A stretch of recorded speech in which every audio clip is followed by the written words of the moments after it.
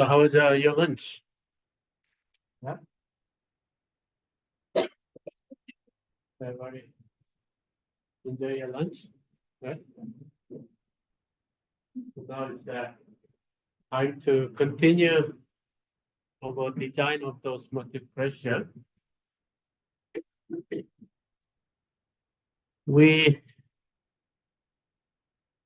can use our osmotic pressure design based on the this simple way of the seawater desalination. Like a feed water, we have a 35 gram per liter and goes to the membrane. So this is our membrane.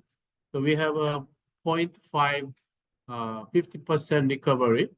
So this is the brine, 50% of the feed flow rate, and we have almost 50% of the permeate, but still a little bit of concentration is coming out through the polymer membrane. So our membrane looks like this way. This is the one of the structure. So you can see it. Looks like a paper. So you can see the shiny color. So this is the arrow membrane. You can separate your water molecule through this pipe. And then you can remove all the stone and water molecule only can pass through this membrane.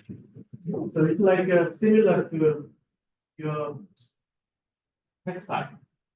Textile, so there are many different materials, especially nylon material will functioning like a similar membrane material. So you can have this kind of membrane and then separate your seawater, salt, and water molecule. So this is the osmotic pressure 30 bar. You have to apply for 50%, 60 bar, 70 bar pressure, and you have energy consumption 3 times theoretical limit, 3.5 kilowatt hour per cubic meter. The recovery is permeate and then feed water side. So we can calculate this kind of osmotic pressure. And we have also important concept of concentration polarization. The concentration polarization is working for this different concentration. So why the concentration is different? Because we have separated the salt. So you have a membrane. So you pressurize the water molecule in half through. So you have a salt on the top of the membrane, right? So on the top of membrane, you have a very high concentration of salt. So real osmotic pressure is very high on this surface. So that we have to look at real concentration of salt, which means real osmotic pressure, right? And then you have also water molecule here. So in between the true osmotic pressure is different from micro osmotic pressure and then your permeate, right? So osmotic pressure will occur between membrane surface, right? And then pure water side. That's the reason why we have to look at the concentration polarization. The concentration polarization will tell you more detail of how this osmotic pressure will occur. So osmotic pressure, you can see the figure. So this figure will tell you when you have a more water continuously permeate, and then you have a more salt remaining on the top of the surface of the membrane, and then this one will continue. So you have a more higher concentration, and this surface is growing, and then you will have a real osmotic pressure, and how we can calculate. So that's the You just say concentration polarization. So that's the difference from regular bulk osmotic pressure, bulk side of your channel osmotic pressure, because your membrane surface concentration polarization will occur mostly on the surface of the membrane. So that's the how we have to calculate for this surface polarization effect. So this is those element. So you have a different element. What's the side we can select? So BW 4040, and then BW 40 means brackish water, and 4-inch in diameter, and 40-inch in length. So 40-inch means around 1 meter. Yep. 4-inch is around 5 centimeter diameter. So you have a brackish water module, 1 meter, and this is one of the elements. So you have inside the permeate water is coming through here. Then you have a spiral around the module, like you just put the membrane inside. Then you just roll it, and you can make a diameter 10, like 8 inches, 10 centimeter, and 4 inches, only 5 centimeter. So you can make a different size of the diameter and length. The 40 inches is the 1 meter. So you can make this kind of the element. And the inside you can have a membrane and the spacer. So you can just roll this membrane, and you can have this BW 4040 or seawater SW, 25 inch, 2.5 inch, and in diameter, which means around 2 centimeter, and 40 inch is 1 meter in length. So you can have this kind of different size, different diameter. Then you can easily select which kind of element, and then there are many compatibility.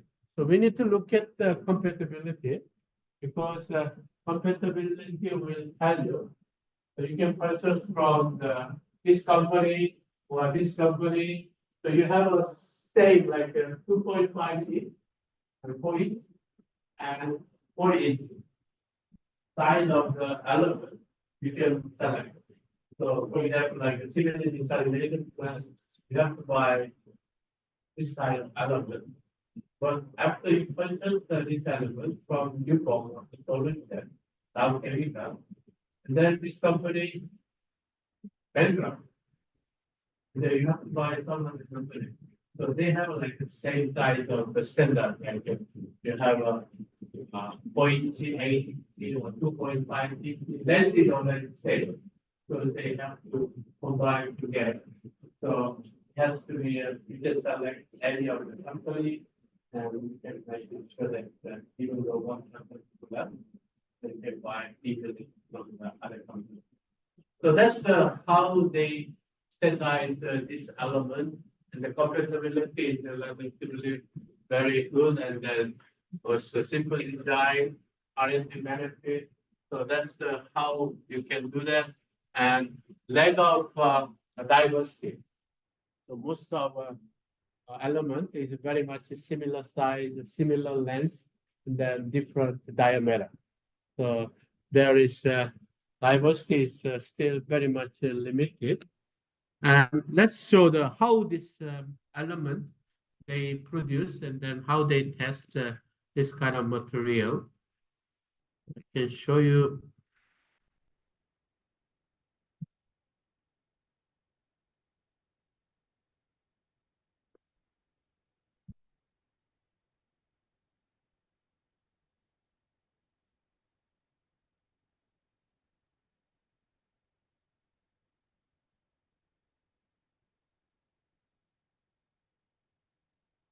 Film Tech Group.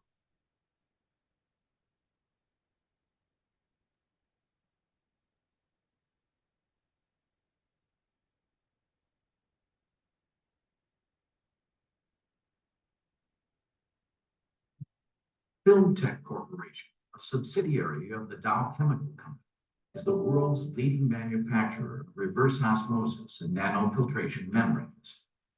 Our products are used in a wide variety of industrial, municipal, residential, and commercial applications, helping Dow achieve its mission of improving what is most important in life, the human element.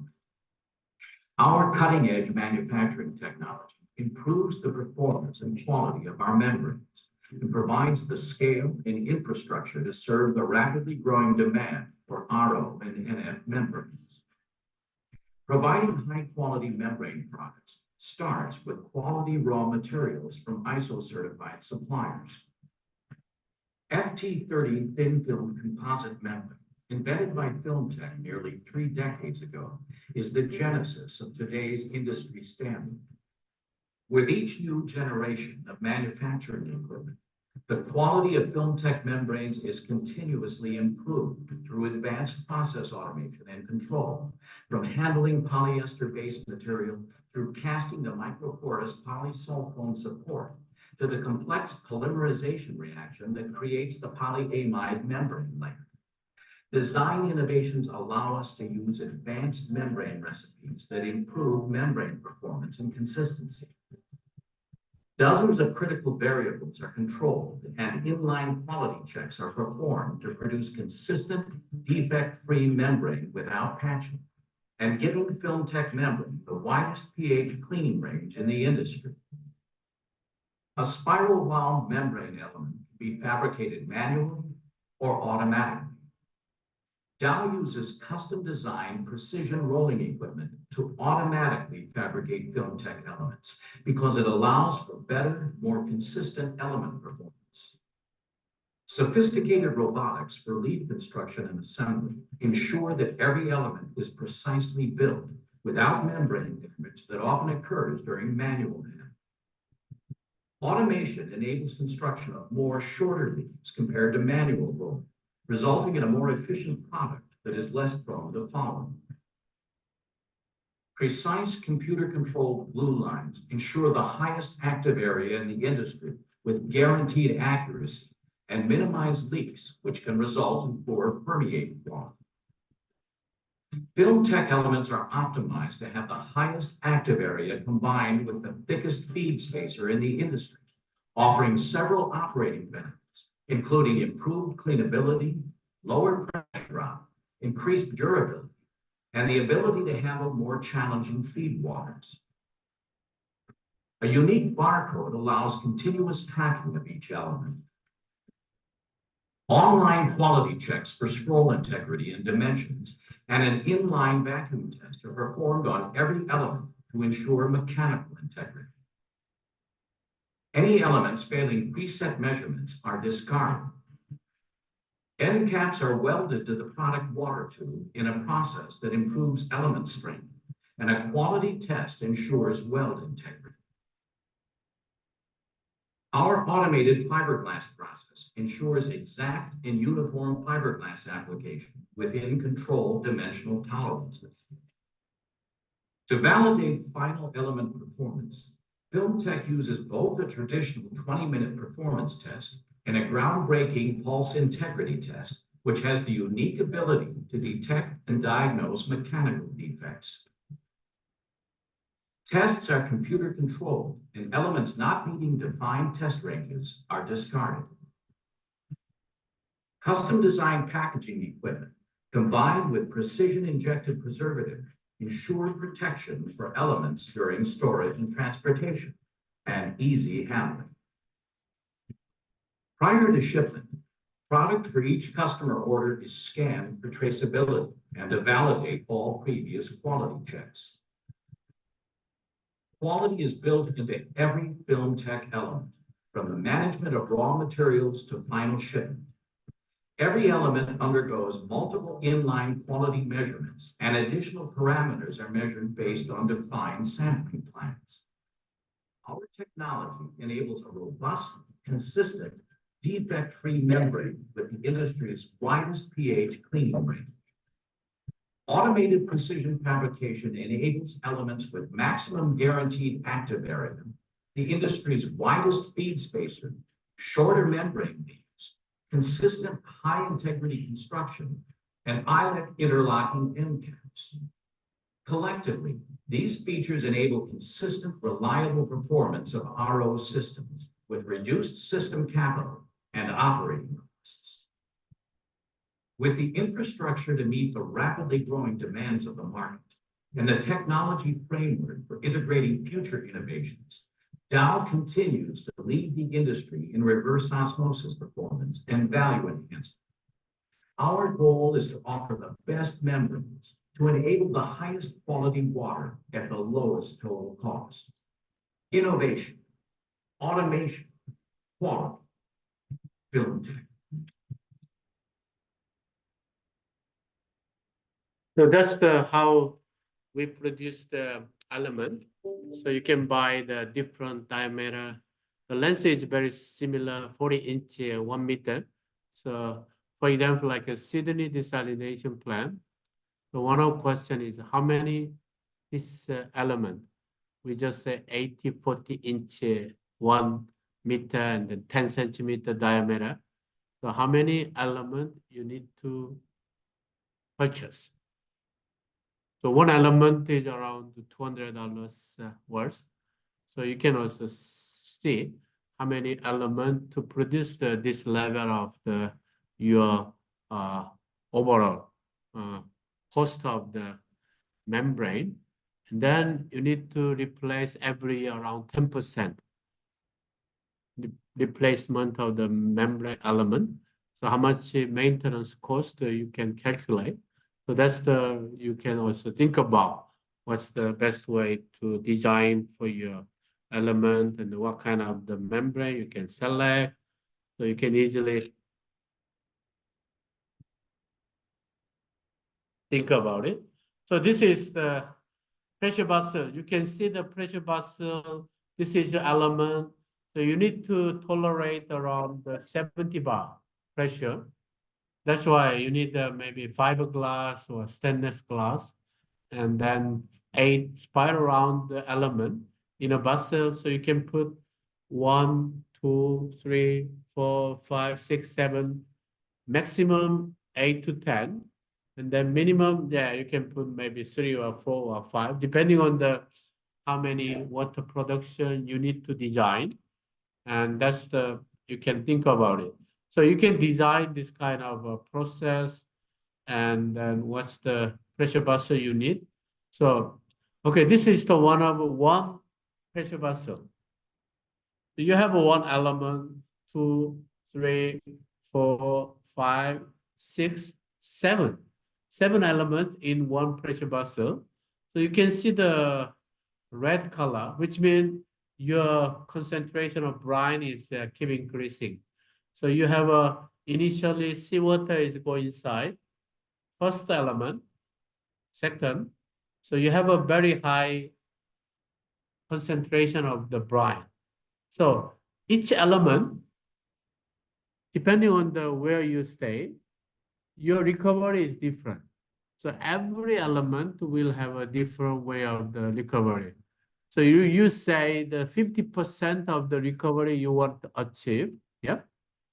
And how many elements you have to pass through, because every element will be different, like 10%, 5%, 3%, because increasing your feed water osmotic pressure, so your permeate water is keep decreasing, so that you have to think about how this can make a flux distribution in the first element, last element.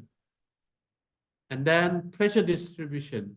So we have a pressure loss because initially pressure is very high, but you have a lot of pressure loss at the end of your pressure vessel.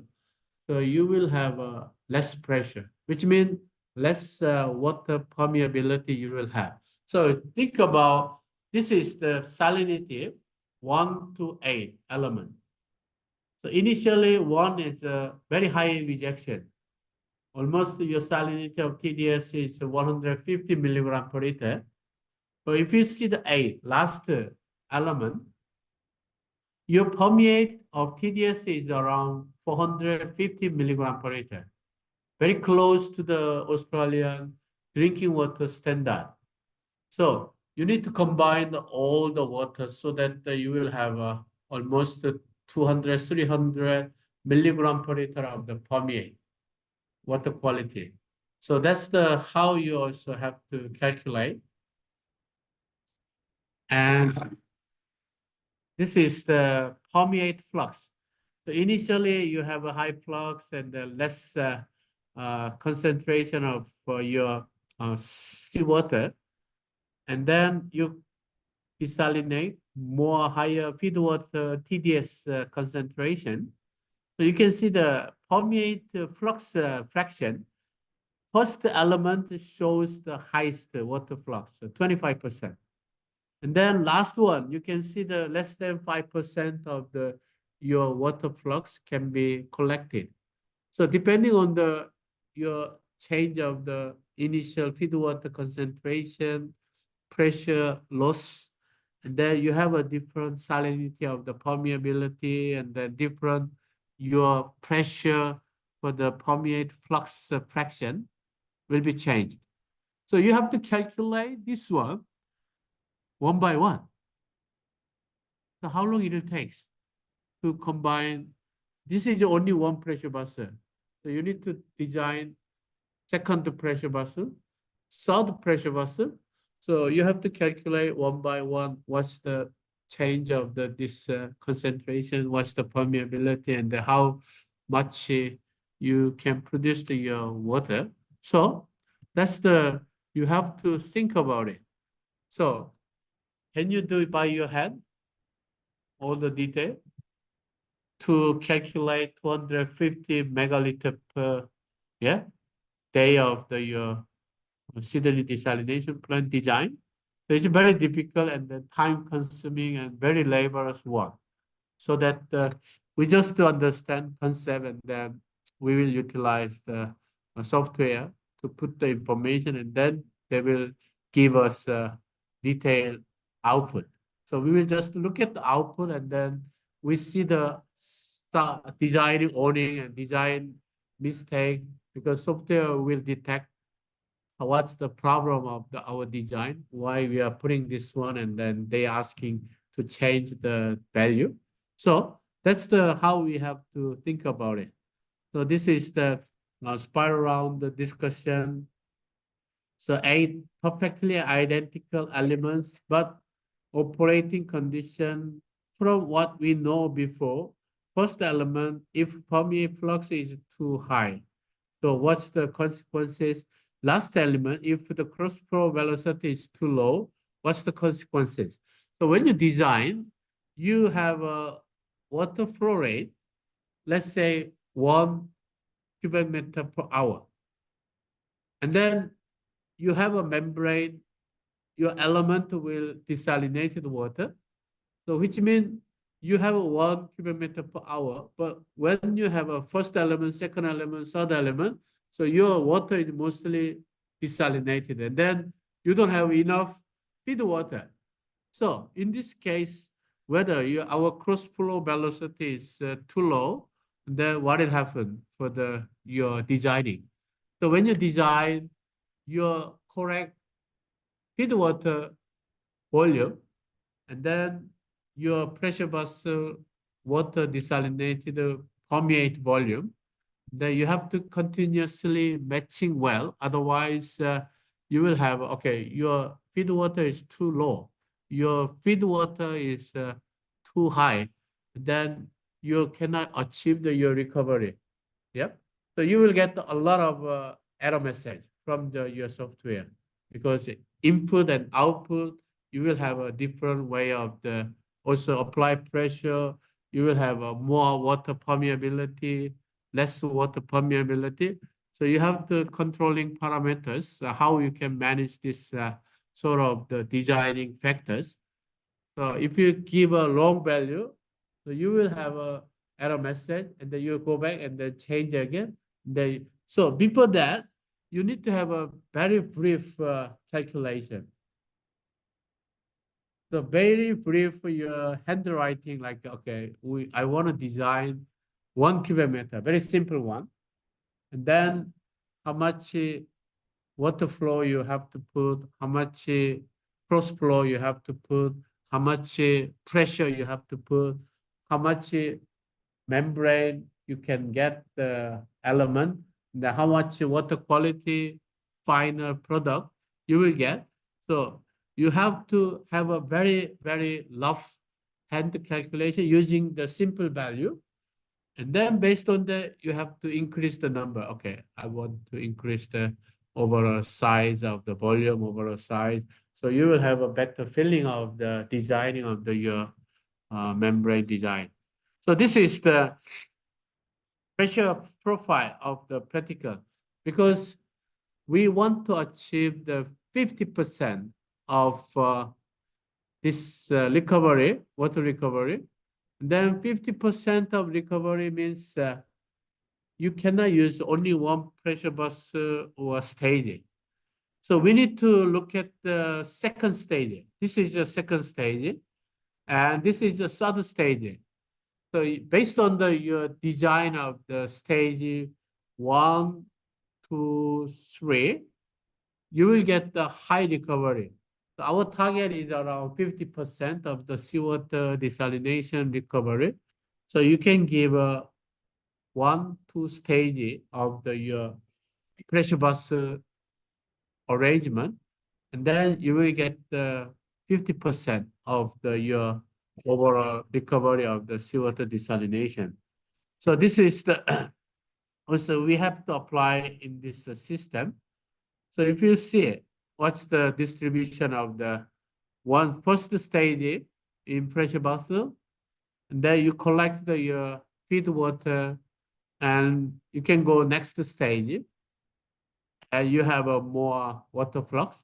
And then finally you have a third stage, and then you will get the 50% of your recovery of the water. So first stage you cannot achieve because of the concentration polarization. The concentration is keep increasing on the surface of membrane. So you need to have a second stage because they will mix with your water. That's why you have a less concentration polarization on the membrane surface. So you can see the feed water flow rate. Initially, you can see, okay, this is the slowdown, and then also very much slowly decrease. And then you have a last one module, and then you have this pattern of your flow rate of the water and the flux. So first stage has a relatively good flux. And the second stage, you can see that also decreasing the overall flux, but you will have, if you continue this one, you will have a significantly decreased this way. Not this first, second stage, third stage. This graph will go directly this way. So third stage will have this level of the water permeability flux. Then when you think about feed side concentration, it's keep increasing because we are recover more water from the element. So you can see the overall how much recovery you can achieve from your feed side concentration. So that's how we have to think about. Also, initial stage, there are a lot of organic or large particle will be attached on the first element, because they pressurize, and then heavy object will be attached easily on the first element. And then they have more fouling. So after several months, you need to replace the membrane, especially first stage. And this is the scaling for last one. So you have a continuously increasing your concentration of the salt. So finally, when you achieve your overall pressure vessel feed water, so you have a very high concentration of salt, which means scaling of inorganic and silica or insoluble salt will be detected on the last stages. So initial element is more about the silica and organics. And last stage, you will have more inorganic scaling. Yeah. That's the how we can see it. Also, you have a very high pressure. So membrane element, you have a 60 bar, 70 bar. Yeah. That's why sometimes your element is damaged. That you just push your over this kind of element because of the pressure damage. And we have a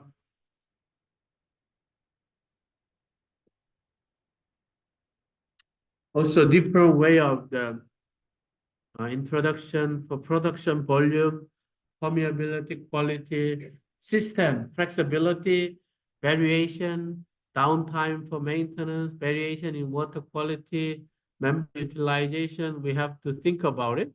So I will show you. This is the terminology. We have to think about element. And what happened is that the circulation. So this is the average permeable flux.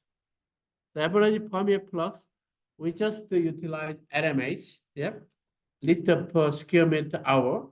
So this is a membrane area and permeate water volume. So this is a flow rate. The QP is this one. Sorry, this is QP, should be QP. So QP permeate and then divide by membrane area. So you have one element, 40 square meter of element. And then you have a permeate flow, 40 cubic meter per hour, or let's say 40 liter per hour. So you have a 40 liter per hour, QP, then you have a membrane surface area, one element, 40. So which means one LMH, one LMH. So you can calculate, okay, when you want to achieve the permeate 40 liter per hour using your element surface area 40 square meter. So we have a 1 LMH, average water flux. So this LMH, we have this level of, so later on, you can easily calculate how many elements we can purchase to produce your permeate 40 liter per hour. So if you have an increase 80 liter per hour, so you have a 2 LMH. So you have an element, so you can buy 2 elements. So you can just continue to calculate how many elements you can buy to get the 40 liter per 1 hour, 80 liter per 1 hour, and then 120 liter per 1 hour. So you just keep increasing your element number. Yeah. So this will also have a good average permeable flux, and then you can get the how many membrane you can purchase from the also salt passage, salt rejection. Already you know that and the recovery. Recovery is important because you can calculate very detailed. So recovery percentage is the QP, permeate, and QF is the feed side. So mostly seawater desalination, we recover 50%. So why recover 50%? Why not 60%, 70%, or 80%?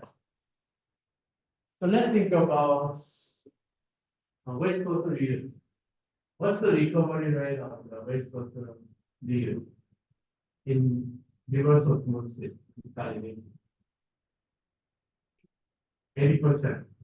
80% or 85%, sometimes 90%. Wastewater reuse. How about seawater? Seawater. 50%, yeah. So why we are doing is different water recovery? Because of initial osmotic pressure. The seawater has a 35 gram per liter of salt. The wastewater has just 3 gram per liter. Yeah, 3 gram per liter of salt. So which means your after desalinating the water, your osmotic pressure, let's say seawater, initial osmotic pressure, seawater is 30 bar. After 50% recovery, so your osmotic pressure will increase double, which means 60 bar, right? 60 bar. But let's think about desalination for wastewater reuse in this central part. So you have a wastewater 3 gram per liter of salt, which means your osmotic pressure is how much? 3 gram per liter is how much osmotic pressure? Roughly 3 bar. 3 bar. So seawater is 35 gram per liter, 30 bar. Right? Then 3 gram per liter is around 3 bar, let's say.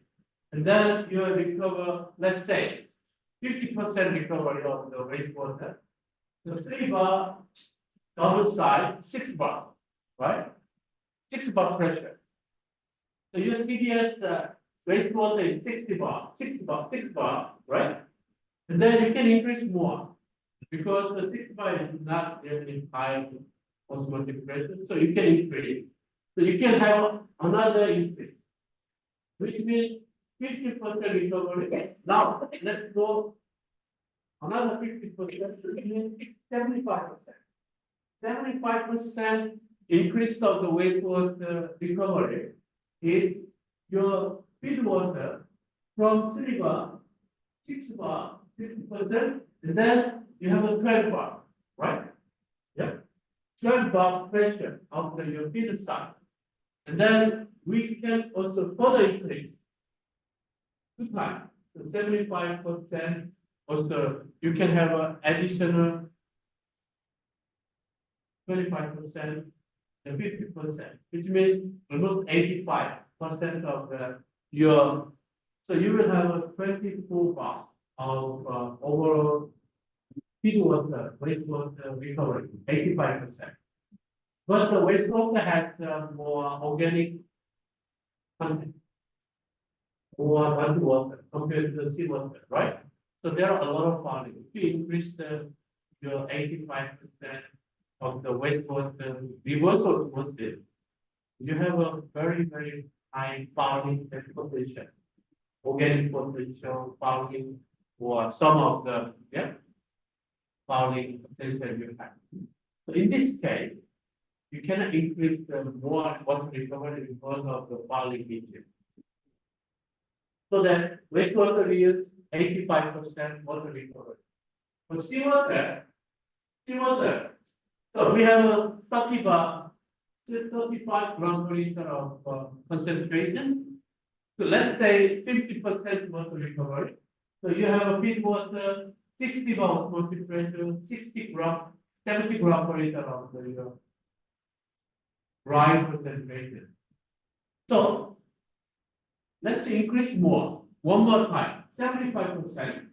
So which means you double your pressure, which is osmotic pressure 70 bar multiplied by 2. So 140 bar your osmotic pressure. And then your concentration is 100, almost you have a 140 gram per liter of dry. Yeah, so seawater. So what happened? So your element, if you design more than 100 bar pressure, already you saw that our element is damaged because of the filtration. So our current technology, our element most of it create the pressure is around 70 bar, 80 bar. That's the reason why you cannot go more than 100 bar of pressure, or you cannot apply more than 100 bar pressure in your lower element pressure basket. Otherwise, it will damage. That's why we target water recovery based on your power and your osmotic pressure of the dissolved salt. So seawater basically we have 50% of recovery in Australia. How about the Middle East? Their concentration of seawater in Gulf Sea and Red Sea, the seawater initial concentration of 50,000 gram per liter, 50 gram per liter, which means 5% of the salt. Osmotic pressure is almost 50 gram. So if you increase the double, so already 100 gram per liter. So 100 bar osmotic pressure. So you need to apply more than 100 bar, which means your 50% recovery is not realistic. So you have to make lesser, like 35 or 40% of the water recovery. So your water quality will tell you how much water recovery will be the best your solution. Also, depending on your fouling, like the wastewater, you need to go for 85% of the recovery because of the organic powder. So that depending on your salt, organic fouling, so you need to decide your water recovery. So it's very important when you design seawater desalination, when you design wastewater. Also, you have a coal seam gas produced water.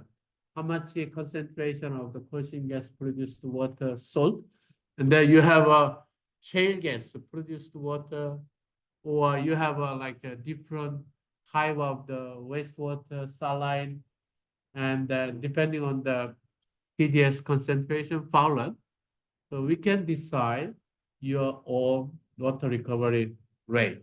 So I'll percent QP over QF multiplied by 100. So for your assignment 3, so you design 50% of the recovery for seawater desalination. But practically, real seawater desalination plant, they like to have a 45%, little bit less than 50%. But for your assignment, it doesn't really matter 45 or 50%, but 50% is more easy to calculate. So you can set your feed water recovery is around 50% based on this equation. And this one is the pressure vessel already we discussed. And another very important point, flow dynamics. So you want to target 50% of water recovery.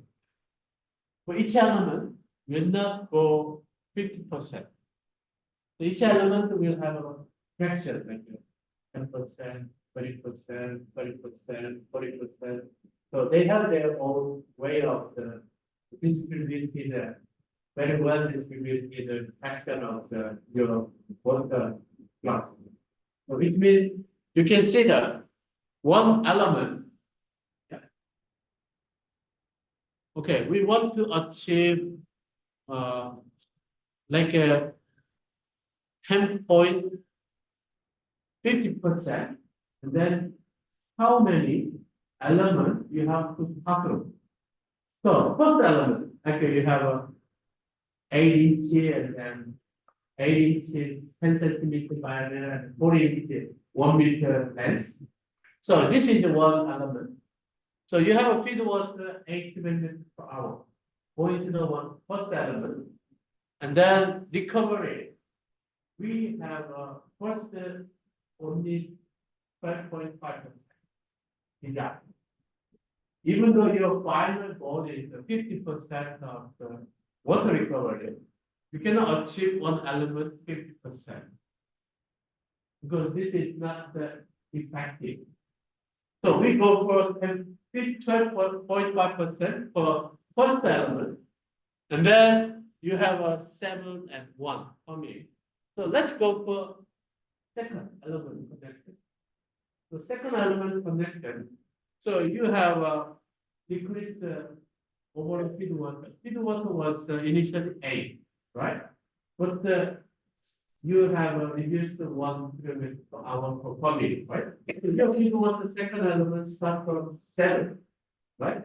So So your recovery will change.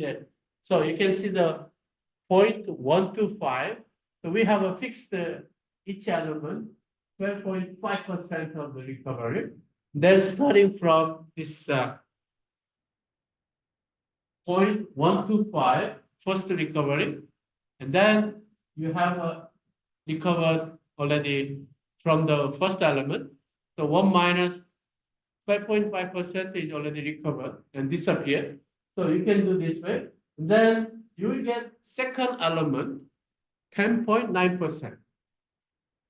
Right? How about third element? So you just multiply again 1 minus 10.9%. Right? So you can continuously reduce them because your water recovery is the first element, second element, third element will keep decreasing, right? So that's why finally your water recovery A, and then you have a permeate 4 cubic meter per hour based on this element. So let's say 12.5% first recovery. The second is 10.9%, which means now is 23.4%. So if you do another 2 or 3 more, you will get altogether 50% water recovery, right? Am I right? So that's how you have to. So you have to fix the element because otherwise your element cannot desalinate 50% within one element because overall. So you have mostly one element has a 10 to 30% or 50% of the water recovery you design. Then you fix and continuously distribute workload of the overall their water recovery. Then finally you will get the overall 50%. Combine 12.5% recovery plus 10.9% recovery plus 9 point something recovery plus, then you will continue to, and then you have a 50% overall recovery from 4 to 5 elements. Yeah. So that's how you have to design because that's the best way you can achieve your overall seawater design performance.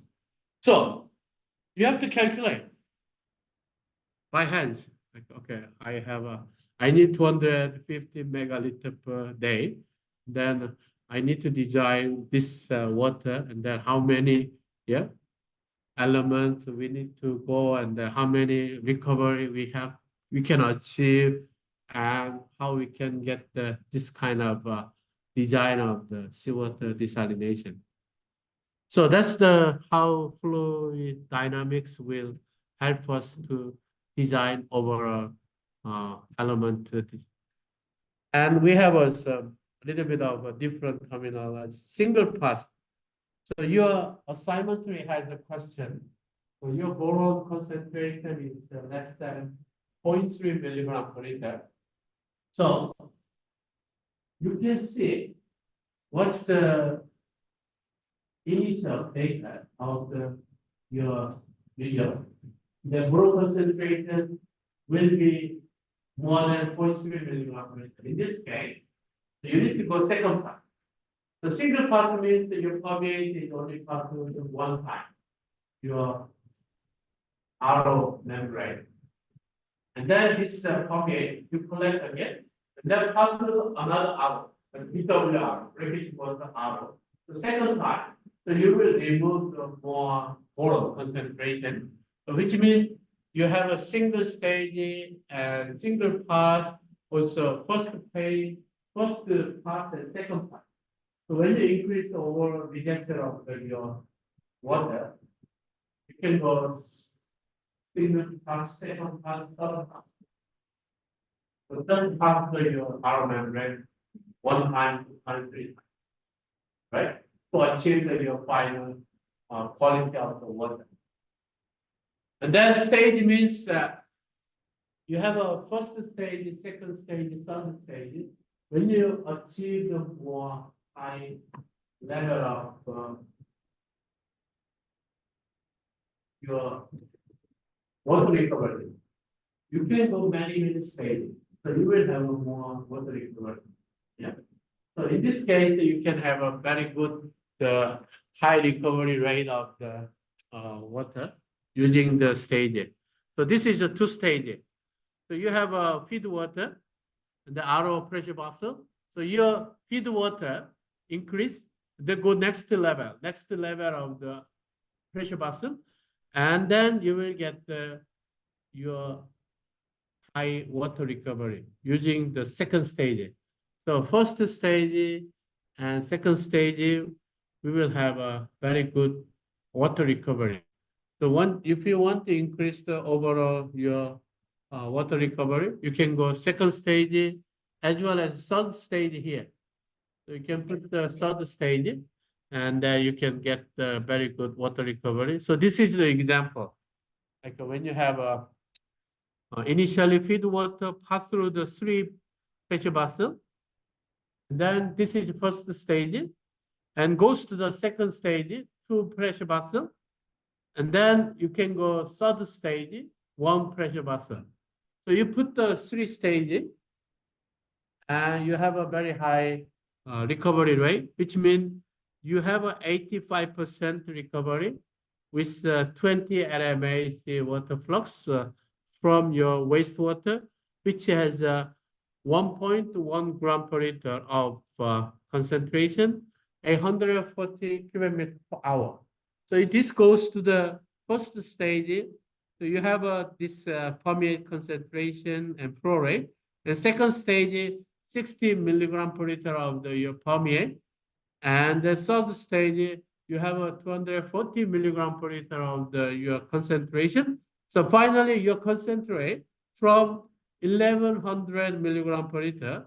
So you have a 75 milligram per liter, which means you collected 85% of recovery from this third stage.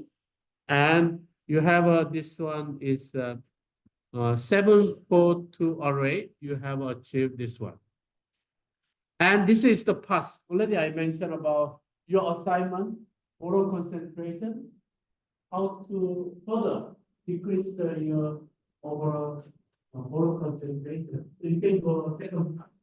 After your first part, outer membrane, and go to the next step, outer membrane and the PWRO. And you will have a further removal of the boron. So you can get the first part and second part. So you can continuously increase the overall your water rejection.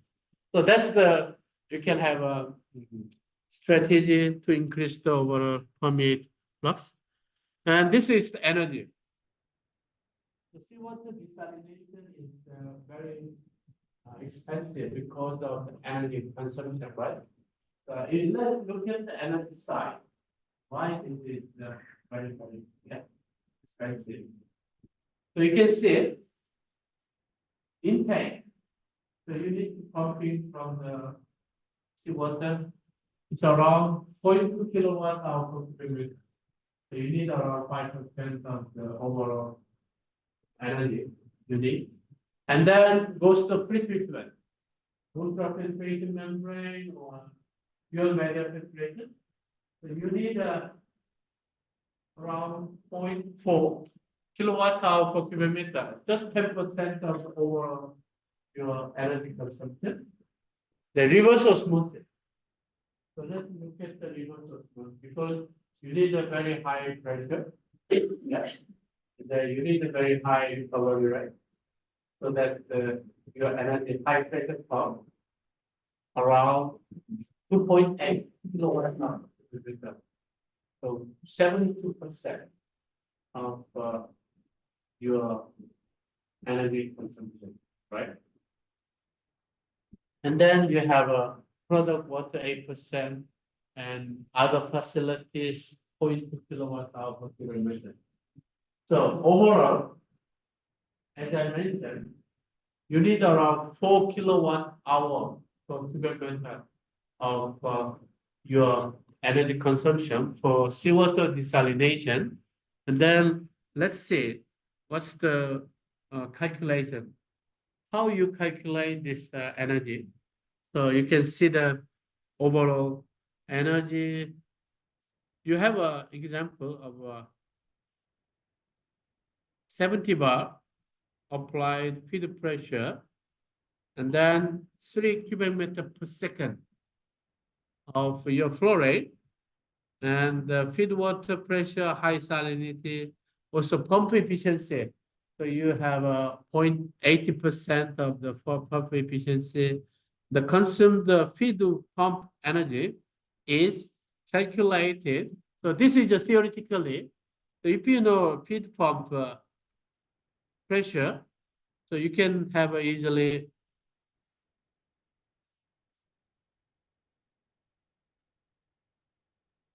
flow rate times what's the applied pressure and then divide by the pump efficiency. So this is a very theoretical way of the energy consumption. You can easily calculate when you design, like, okay, I need to design for 250 million megaliter per day of the city desalination plant. So how much energy you need to consume for your pump? Yeah. So that's exactly your operating cost. So that you can get the three times 7,000, yeah, and then 0.8 pump efficiency. So you have around 7.29 kilowatt hour per cubic meter. So as I mentioned, the seawater desalination plant around 4 kilowatt hours per cubic meter. So overall, the pump efficiency 8%. This one has 7.29 kilowatt hour per cubic meter. So what happens is the pressure exchanger. The pressure exchanger will save your 80% or 90% or 70% of energy consumption. So theoretically, we have around this 7.29, but when you utilize your pressure exchanger, like energy recovery turbine or pressure exchanger, so you can save your pressure. So what's the pressure exchanger? So we have to think about, that's the one of the reason why the seawater desalination has very much more popular for this seawater energy effective process. So energy in kilowatt hours. So 1 kilowatt hour 0.29. And then we have a 4 kilowatt hour desalinated water. So you need to design 250 megaliter per day of the city desalination plant.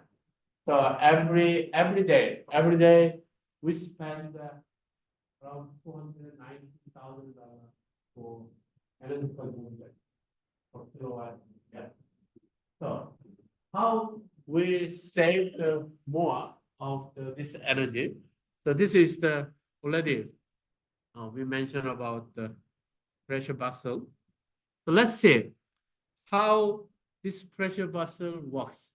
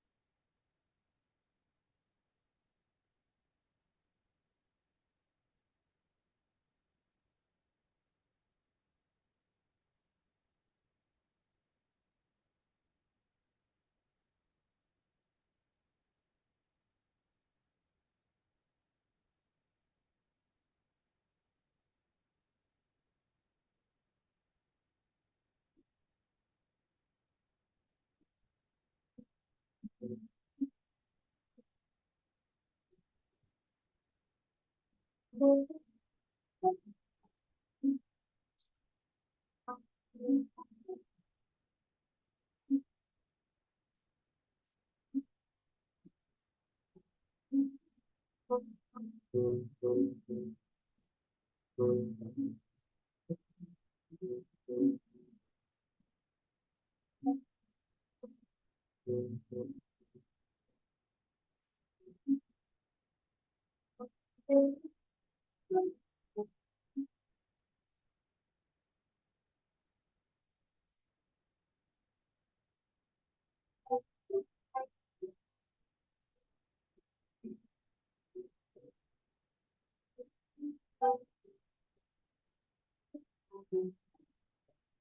you have a 600 bar pressure. So this high pressure, how you can resolve?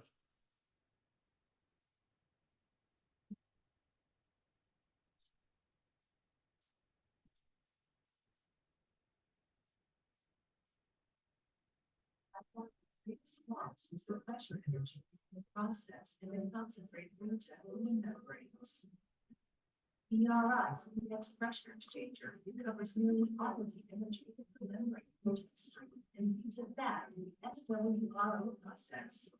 Using just the energy of the concentrate, the PX pressurizes new seawater through the membranes, reducing the high pressure pump flow requirements. This method saves energy and reduces the size and cost of the high pressure pump. Retail concentrate SWRO membranes flow to the membranes, where pressure energy is transferred directly to incoming seawater at up to 98% efficiency. Pressurized seawater for the PX circulated with a small booster joins the stream with a high pressure pump. The energy consumed by the high pressure pump, which is by far the largest operating expense of an SWRO plant, is reduced by about 60% by the PX.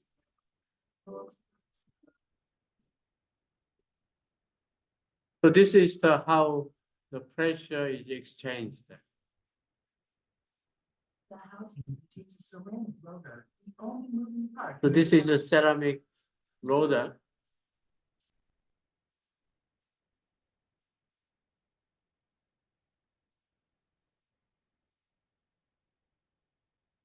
So you have a seawater is coming here. Yeah. And then coming to this side. And then quickly, this is rotated the ceramic rotor. This is the 60 bar, our pressure of coming from the pressure vessel, and then coming to this side. So they are pushing each other like very quickly. Yeah, ceramic rotor is rotating, and then pressure is observed by this seawater, and then continuously they can deliver the pressure exchange condition.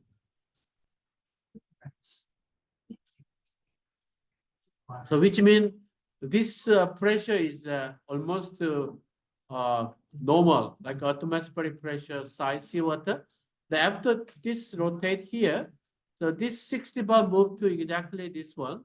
So you have a very high pressure of the 60 bar goes to the outlet of the your seawater.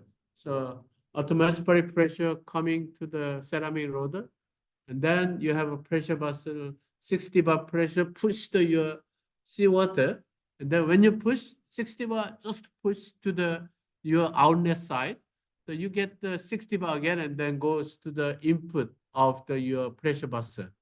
So output pressure vessel after desalinated water, it's coming to the this ceramic energy recovery device.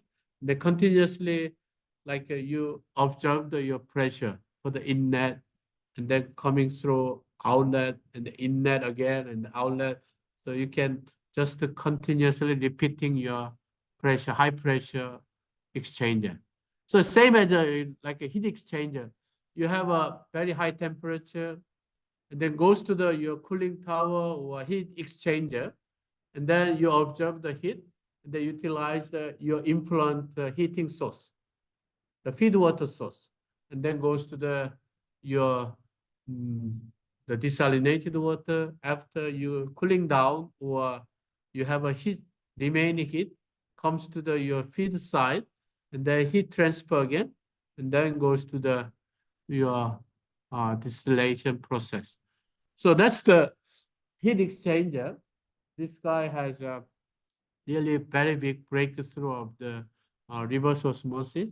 So that's the reason why now a lot of desalination plant in Australia, in the world, utilizing every pressure exchanger from this kind of information.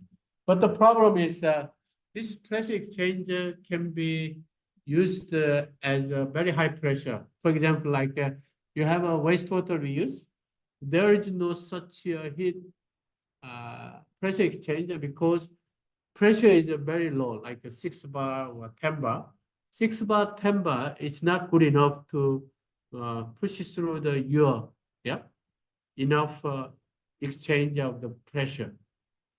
So wastewater recycling, they don't really give a pressure exchanger, but seawater desalination, 60 bar will make this ceramic loader very quickly keep because of the pressure difference. And then you can continuously, you deliver your pressure inside, outside, inlet, outlet. So it works well, but if you have a little bit low pressure, this is very slow. So it doesn't really works well pressure exchanged. So seawater desalination, high TDS, it's possible to use this ceramic exchanger. Otherwise, low pressure, it's a very efficiency is very low. So that's the little bit of a problem for this system. Okay. What time now?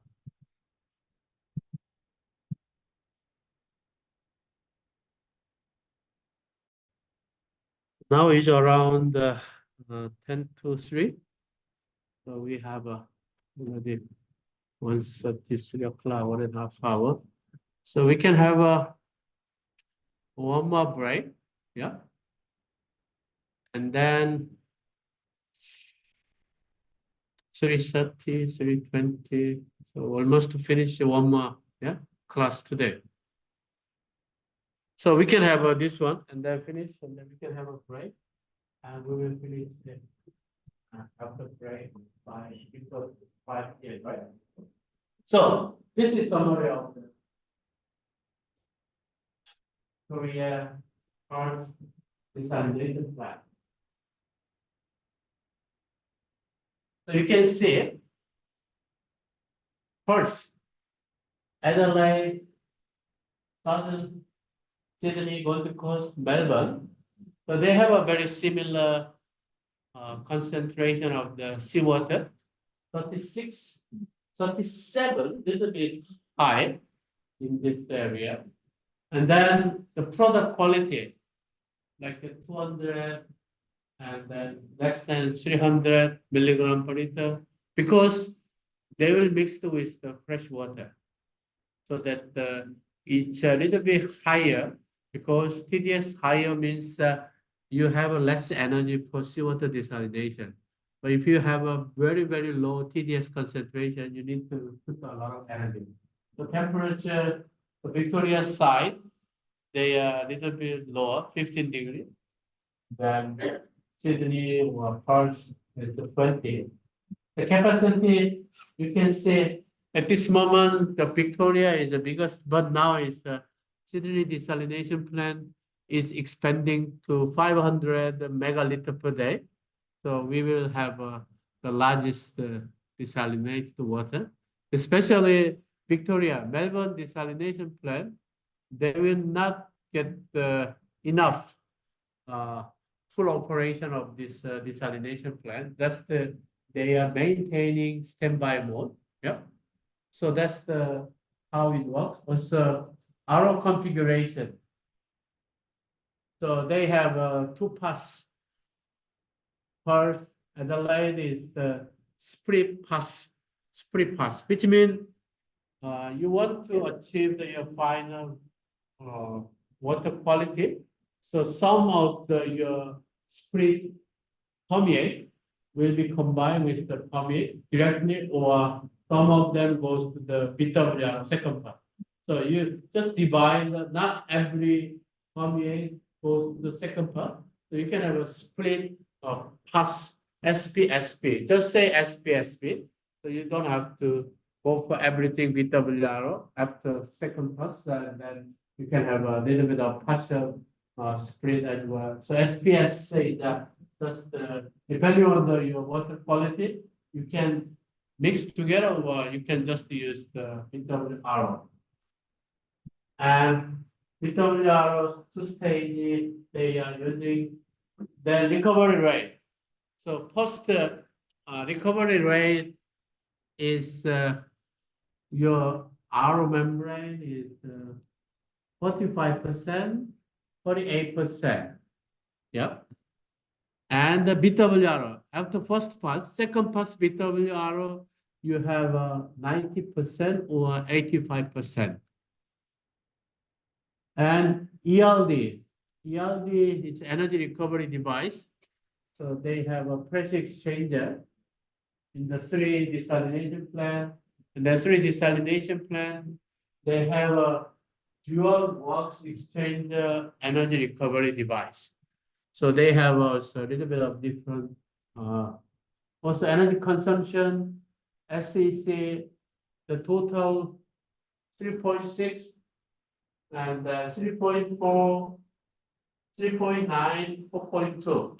So Melbourne, they have lowest and highest energy consumption because of water temperature of the Melbourne is lower than other cities.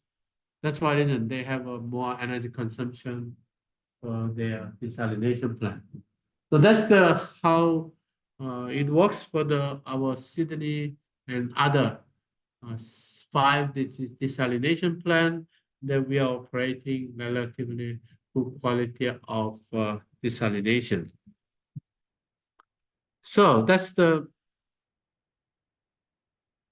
how it works.